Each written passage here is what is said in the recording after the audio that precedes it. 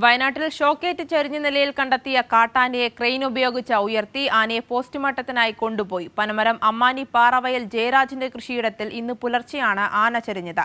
തെങ്ങ് മറിച്ചിടാൻ ശ്രമിക്കുമ്പോൾ ഇലക്ട്രിക് ലൈനിൽ തട്ടിയാണ് ഷോക്കേറ്റത് എന്നാണ് നിഗമനം. KR അനൂപ് വിശദാംശങ്ങളുമായുണ്ട്. അനൂപ്, പോസ്റ്റ്മോർട്ടം നടപടികൾ ആരംഭിച്ചോ? വയനാട് നീർമാരം അമ്മാനിയിൽ കൃഷിയിടത്തിൽ ഷോക്കേറ്റ് ചെരിഞ്ഞ കാട്ടാനയുടെ പോസ്റ്റ്മോർട്ടം നടപടികൾ പൂർത്തിയായിരിക്കുന്നു. തെങ്ങ് മറിച്ചിടുന്ന ഇലക്ട്രിക് ലൈനിൽ തട്ടി ആനയ്ക്ക് ഷോക്ക് ഏൽക്കുകയായിരുന്നു ഉണ്ടായിരുന്നത്.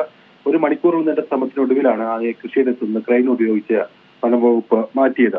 ഈ പതിവായി കാട്ടാന ശല്യമുള്ള ഒരു പ്രദേശമാണ് ഇവിടം. നിർമാനി അമ്മാനി തുടങ്ങിയ പ്രദേശങ്ങൾ ചെതലയം ഫോറസ്റ്റ് റേഞ്ചിൽ പാതിരി സെക്ഷന് കീഴിൽ അതിരൂക്ഷമായ വന്യമൃഗശല്യം അനുഭവിക്കുന്ന പ്രദേശങ്ങളാണ്.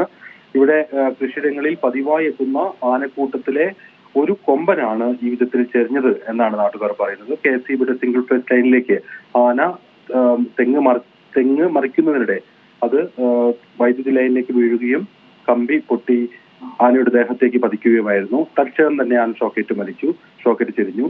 സൗത്ത് വയനാട് DFO ഷജ്ന കരീം ഉൾപ്പെടെയുള്ള വനവകുപ്പ് ഉദ്യോഗസ്ഥർ സ്ഥലത്തെത്തി തുടർ നടപടികൾ സ്വീകരിച്ചു. ക്രെയിൻ ഉപയോഗിച്ചാണ് കൃഷിയിടത്തിൽ നിന്ന് ഏതാണ്ട് ഒരു മണിക്കൂറോളം നീണ്ട ശ്രമങ്ങൾക്കൊടുവിൽ ആനയെ അവിടെ നിന്ന് ആ ചെരിഞ്ഞ സ്ഥലത്ത് നിന്ന് ഉയർത്തിയത്. പിന്നീട് അത് ക്രെയിൻ ഉപയോഗിച്ച് തന്നെ ലോറിയിലേക്ക് മാറ്റി.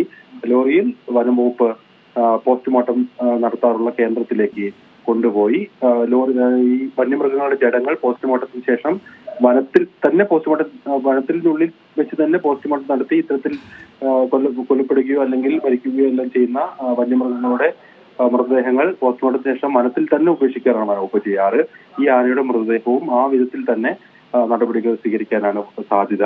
ഏതായാലും ഈ സംഭവം സംബന്ധിച്ചിട്ട് വിശദമായ പരിശോധനകൾ കൂടി വനവകുപ്പിന് പൂർത്തിയാക്കാനുണ്ട്.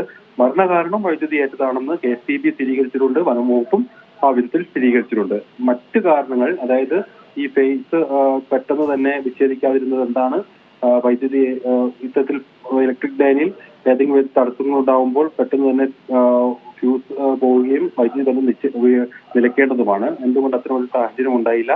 ഈ തോട്ടത്തിൽ താഴ്ന്നായിരുന്നു ഇത് കിടന്നത്. അങ്ങനെയുള്ള ചില പ്രാഥമികമായിട്ടുള്ള വിവരങ്ങൾ കൂടി അന്വേഷിച്ചായിരിക്കും വനവകുപ്പ് ഈ സംഭവത്തിൽ അതിന്റെ പ്രാഥമികമായ പരിശോധനകൾ പൂർത്തിയാക്കുക. ഏതായാലും സ്ഥലത്ത് ഇത്തരത്തിൽ 5 കാട്ടാനകളുടെ സ്ഥിരം സാന്നിധ്യമുണ്ടെന്നാണ് ഈ നാട്ടുകാർ പറയുന്നത്. സമീപത്ത് വനമേഖലയിൽ നിന്ന് വന്യമൃഗങ്ങൾ എന്തായാലും ആനയുടെ പോസ്റ്റ്മോർട്ടം നടപടികൾ പൂർത്തിയായിരിക്കുകയാണ്. KR അനൂപാണ് വിശദാംശങ്ങൾ നൽകിയത്.